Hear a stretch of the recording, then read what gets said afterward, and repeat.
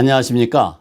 세무감사는 평생 한 번도 걸리지 않는 이들도 있지만 어떤 분들은 미국에서 살기 싫을 정도로 자주 걸리는 분도 계십니다.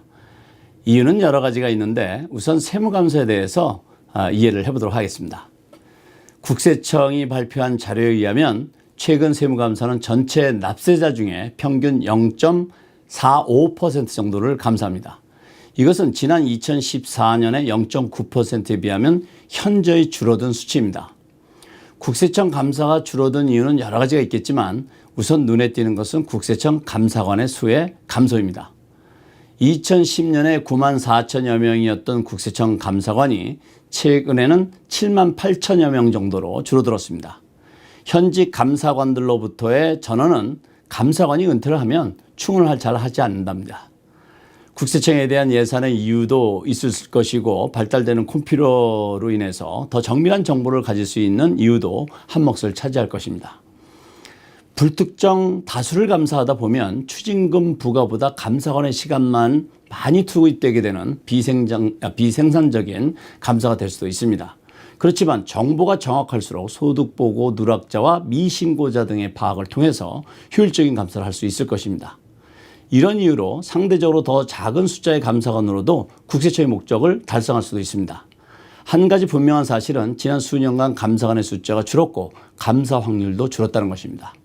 그렇다면 어떤 층의 납세자가 감사에 잘 걸릴까요? 아이러니컬하게도 저소득층들의 감사 확률이 높은 편입니다. 저소득층이라면 연소득이 2만 5천 달러 이하인 소득자들을 말합니다. 국세청 통계에 따르면 저소득층의 감사 확률은 0.69%입니다. 이것은 평균 감사 확률보다 0.24%가 높습니다. 저소득층의 감사가 잘 걸리는 이유는 저소득층들에게 혜택을 주는 EITC, 즉 Earned Income Tax Credit의 영향이 큽니다. 국세청에서는 많은 저소득층들이 소득을 조정하는 방법으로 부적절하게 이 크레딧을 신청하는 것으로 파악하고 있습니다. 그리고 다른 한편으로는 생활 수준과 소득의 차이가 큰 경우도 들 수 있습니다.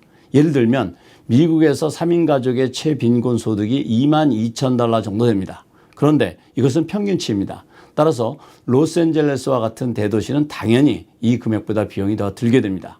그런데 지속적으로 너무 낮은 소득을 보고하는 것은 의심받을 수 있습니다.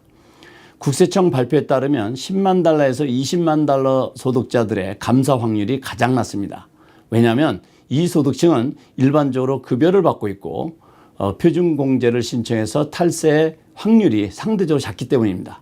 그러나 연소득이 1,000만 달러 이상의 고소득자들은 감사 걸릴 확률이 더 가장 높습니다. 국세청 발표에 따르면 1,000만 달러 이상 소득자의 감사 확률은 6%에 달합니다. 이런 국세청 자료를 기초로 볼 때 소득이 높지 않은 납세자들의 경우 평균 감사율보다 높기 때문에 그만큼 감사 걸릴 가능성이 높습니다. 그렇지만 한 해도 아니고 연이어 계속해서 감사 대상으로 선정되는 것은 세금 보고서의 형태를 점검해 볼 필요가 있습니다. 예를 들면 앞서 설명한 EITC를 매년 신청하고 있거나 또 이 크레딧을 신청하면서 제공해야 할 정보의 일부를 누락하거나 정확히 기입하지 않았다든지 제3의 기관으로부터 보고된 소득을 누락한 것이 있다면 세무감사 걸릴 확률이 높아지게 됩니다.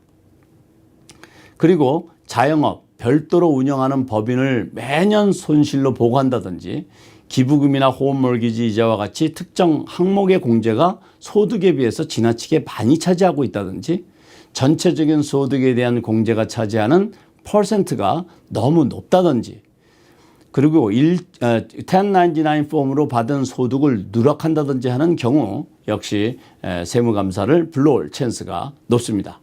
따라서 소득세 신고를 할 때 이런 부분들을 주의 깊게 살펴서 준비해야 할 것입니다. 그리고 소득의 높고 낮음을 떠나서 누구나 세무감사에 걸릴 수 있습니다.